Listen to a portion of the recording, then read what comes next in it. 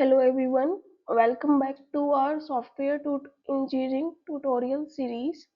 In today's video, we will discuss one of the most important concepts in software engineering or design, such as coupling and cohesion. So these two concepts help software engineers create applications that are easier to develop, test, and maintain and scale. By the end of this video, you will understand what coupling is, what cohesion is, their different types, and real world examples that makes this concept easier to remember. So let's get started. So starting with, what do you mean by software design?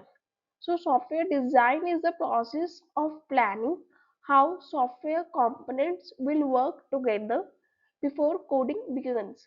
So thinking of a software as a building, before constructing a building, architects prepare a blueprint. Similarly, software engineers prepare the design of a software. So a good software design always aims for high cohesion and low coupling. So this means inside every module, related tasks should stay together. Between different modules, dependencies should be as small as possible. So this results in a software that is easier to modify, debug, and use.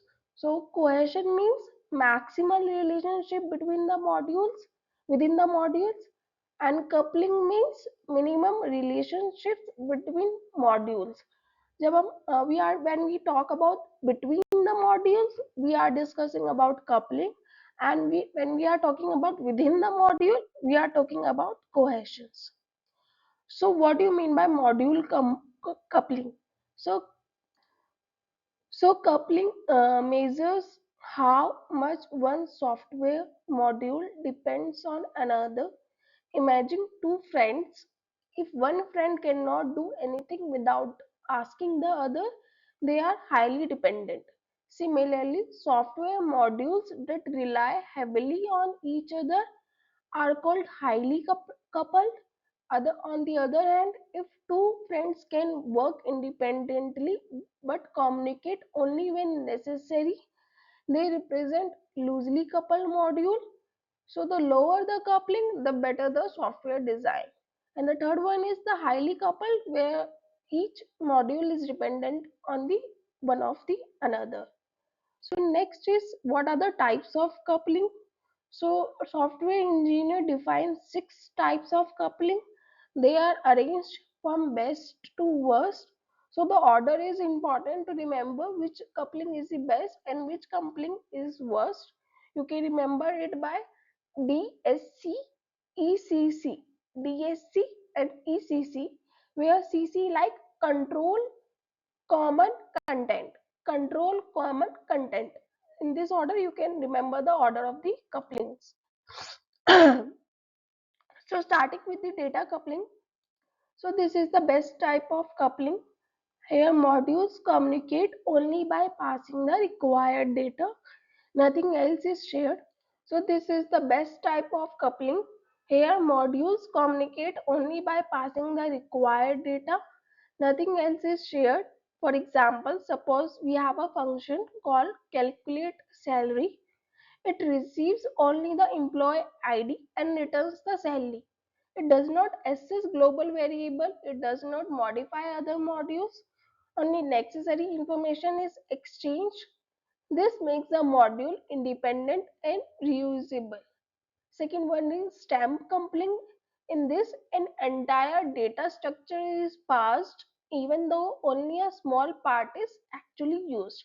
For example, suppose we pass the complete employee object containing name, address, age, salary, phone number, department, but the function only needs the employee salary. In the last example that we discussed in data coupling, where the salary of the employee can be calculated, so you are just passing all the details, but you are just requiring only the one details. So passing unnecessary information increases dependency. So instead of passing the entire object, we should pass only the salary. And the third one is control coupling. In this, one module tells another module what to do using flags or control variables. For example, print report mod if mod equal to mod 1, so print PDF. If mod is 1, then print PDF. If mod is 2, print Excel. If mod is 3, print Word. So here the calling module controls the internal behavior of another module. This creates unnecessary dependency. So a better design would have separate functions like print PDF, print module, print Excel, print Word. And the next one is external coupling. In this, it happens when modules depend on an external system. For example, hardware devices, file formats, APIs, protocols. Example, imagine your software communicates with the payment gateway. If the payment gateway changes its API, every module using that API must also change. So this dependency on external system is called external coupling. Next one is common coupling. This occurs when multiple modules share the same global data. For example, suppose there is a global variable account balance, module A updates it, uh, module B reads it, module C modifies it again. Now imagine someone changes this variable, every module using it must be checked. Finding bugs here becomes difficult. So therefore, global variables should be avoided whenever possible, because on global variable all the three modules are dependent. So there can be the redundancy that can be happen, because sometimes some modules will read the old update or the previous update. Last one is content coupling. This is the worst type of coupling. Here, one module directly assists or modifies another module's internal data.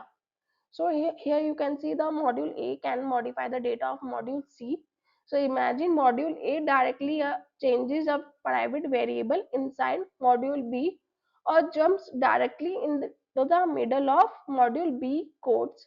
So this breaks encapsulation, which is a property of object-oriented programming. So if module B changes internally, module A may stop working completely. So so content coupling should always be avoided. So you have to remember this order from best to worst: data, stamp, control, external, common, content. So the goal is to always design a software with low coupling. So next is cohesion. So let's understand what do you mean by cohesion. So cohesion measures how closely related the tasks inside a module are. You are talking about the inside a module of a task. So imagine a smartphone camera app. Everything inside that app is related to taking pictures. That is high cohesion. Now imagine one app that contains calculator, music, music player, camera, weather notes, games, all mixed are together. So this is a poor cohesion, because not every app are related to each other. So higher cohesion means each module has a clear and focused responsibility. So just remember, low coupling and high cohesion should be preferred. So these are some types of cohesion. There are 7 types of cohesions. Again, they are arranged from best to worst. I don't remember the thing where the these names can be remembered. You have to just remember or wrote these things by the serial numbers: functional, sequential, communicational, procedural, temporal, logical, and coincidental. The order is very important, because you have to measure it from best to worst. So first one is functional cohesion. So this is the strongest and best cohesion. So the module performs only one task. Example, calculate text. Its only job is calculating text, nothing else. This follows the single responsibility principle. The second is sequential cohesion. Here one activity produces output that become input for the next.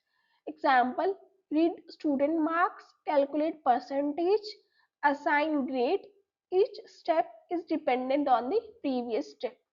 Third one is communicational cohesions. So different operations work on the same data.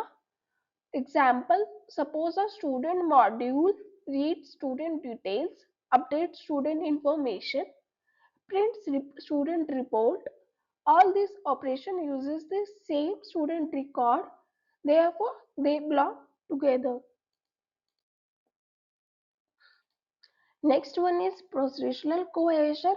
Here the tasks are grouped because they must execute in a specific sequence. Example, online shopping, validate payment, generate invoice, update inventory, send confirmation email. So these tasks occur in a fixed order. There is a order that have to be followed. So it occurs in modules whose instructions, although accomplished tasks, yet have been combined because there is a specific order. Next one is temporal. By the name you can get there is a some kind of timing that is involved. So they are the tasks that are grouped because they occur at a same time. For example, when a computer starts, the tasks such as initialize memory, load drivers, check hardware, display window screen, welcome screen, these actions are related by timing rather than functionality. Here the functionalities are different, but they have to be occur in the same time. Next one is logical cohesion. So a module contains similar kinds of operation, but only one is selected at runtime. मतलब they are means they are different kind of operation, but at a time there is only one is selected. For example, input module depending on user choice. Read from keyboard, read from mouse, read from scanner. These are similar operation, but only one will be executed. And the last one is coincidental cohesion. So this is the weakest cohesion. The module contains unrelated functions. Example, one class contains calculate salary, play music, print report, send email, generate QR code. None of these tasks are related. Such modules are difficult to understand and maintain. So let's compare both concepts. Coupling focuses on the relationships between different modules. Lower coupling is always better. Cohesion focuses on the relationship between the tasks inside a single module. Higher cohesion is always better. So a good software engineers always aims for high cohesion and low coupling because this produces software that is easier to understand, easier to maintain, easier to test, easier to reuse, and easier to scale.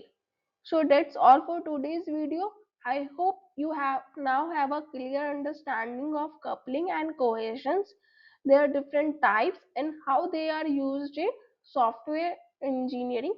So if you found this video helpful, don't forget to like, share and subscribe for more such videos. Thank you.